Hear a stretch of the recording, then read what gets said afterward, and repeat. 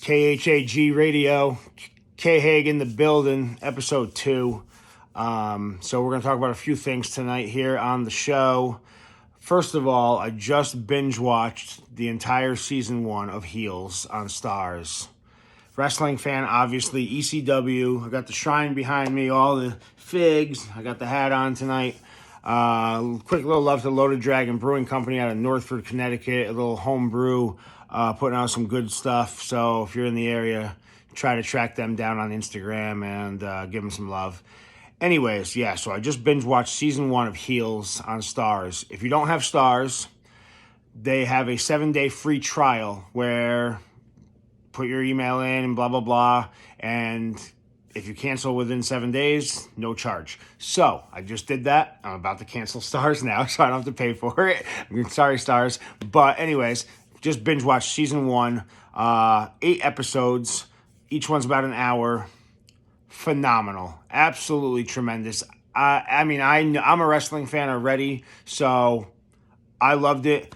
I think this show is so great in telling the story of people that may or may not know the inner workings of the wrestling business.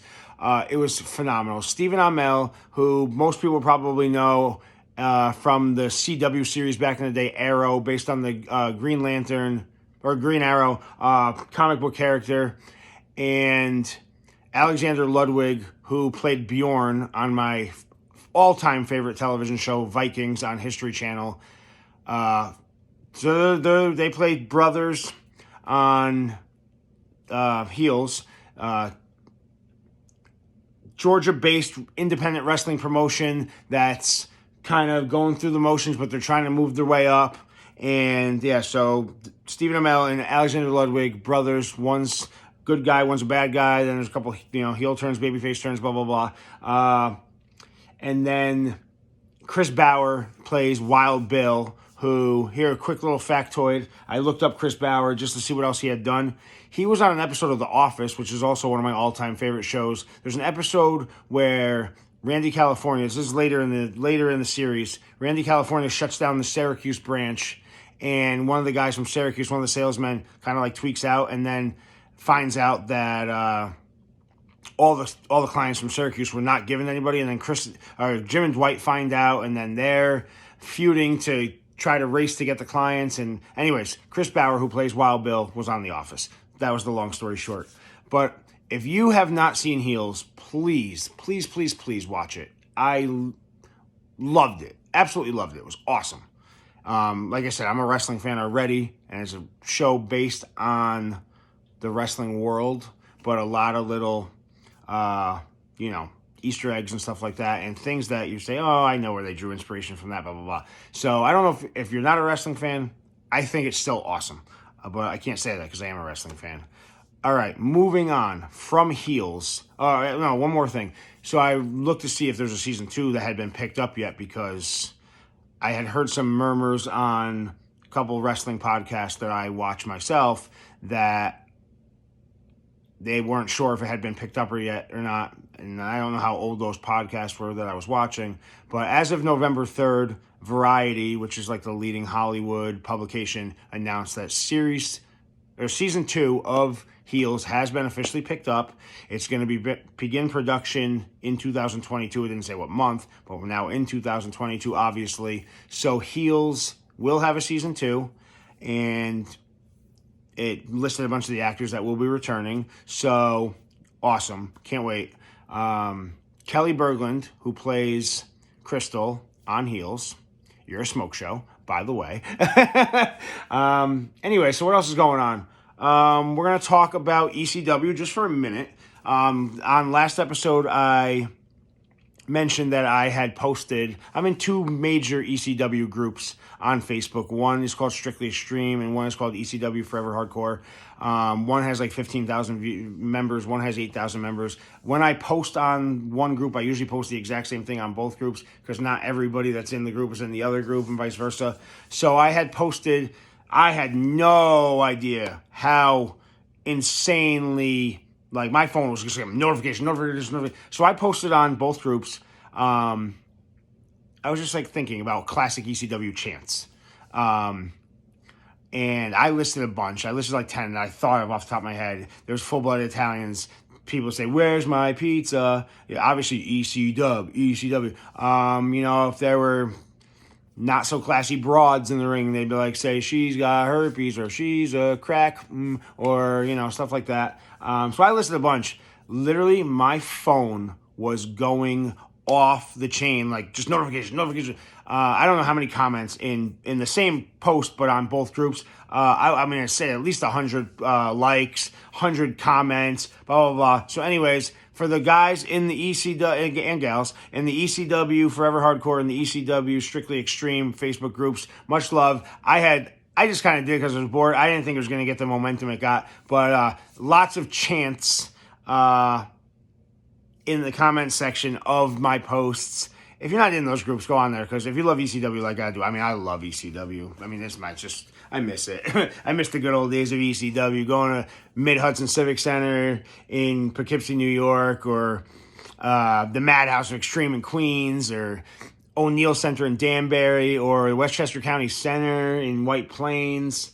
I never got to South Philly. I'm not going to lie. I wish I could say that I did. Never got down to that Bingo Hall, Viking Hall, or whatever you want to call it, ECW Arena. I never got there, but I did get to their second home, their second main home, the Madhouse of Extreme in Queens, which was just incredible.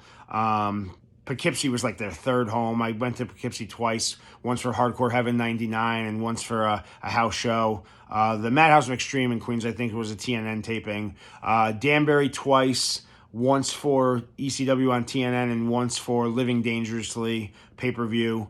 And then White Plains, New York, at the Westchester County Center. I believe that was a house show. And then ECW One Night Stand 2005, Hammerstein Ballroom. Tremendous. Just, I miss it. But anyways, so I'm gotta give some love to ECW. We'll talk about the figures another episode. We'll do a little more in depth on it. But basically, the long story short is there's a company called Original San Francisco Toy Makers. They had the WCW toy license in the late 90s, and then when WCW switched over to Marvel/Toy Biz, Original San Francisco Toy Makers, aka OSFTM. If you're gonna look up ECW figures on Google or eBay or whatever, just type in ECW space OSFTM, Original San Francisco Toy Makers. Anyway, so they did a whole line of ECW figures when ECW was actually in business, the real ECW. And then, so I'm a couple figures away from having every single one they made, one of every single figure they made in the real ECW toy line. And then what I'm working on right now is the ECW alumni figure collection, which I'm trying to get guys who were in ECW as close to their ECW look / attire, but they were made by, either Jakks Pacific or Mattel or Marvel Toy Biz or whoever when those guys were in WWE or WCW or Independent Federation. So I'm trying to work on getting a figure of every single member of the ECW roster all time. And unfortunately, there's like 100 people that I would want that don't even have figures at all. But I'm doing pretty good, solid. Yes, I'm a nerd. I know. I don't really care. Of getting one figure of the entire ECW roster. The flag above me right here, I just got a couple weeks ago. That's a 2x3 flag, which I may or may not just hang up outside my house and fly the ECW flag. And I got an ECW track jacket coming soon, courtesy of my boys at Stash Pages. It was a pre-order a couple months ago, and that's scheduled to ship on January 11th. I cannot wait. Yes, I'm obsessed. I love ECW. Anyway, so yeah, Heels Season 1. If you have not seen it, watch it. And you can watch it for free. 7-day free trial, Starz. Just make sure you cancel before that 7th day is over. Otherwise, you will get charged the $9 for the first month. It's so good. Oh, man, I'm so happy I watched it. I can't wait for Season 2.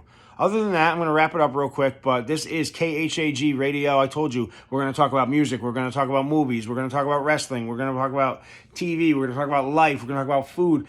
I also am going to talk about Super Mario action figures. I have my own Super Mario action figure Facebook group, which I started about a year ago, and it now has 650 members, which, yes, in the grand scheme of the internet is not big, but it makes me personally happy. So go on Facebook and type in Super Mario Brothers Action Figures and Toys, and that's my group, and join. And it's a great group, and we talk about Mario toys and figures coming out, classic stuff, as well as new releases. Mario Lego, humongous in the world right now. Every Target in the country, every Walmart in the country has the full line of Super Mario Legos.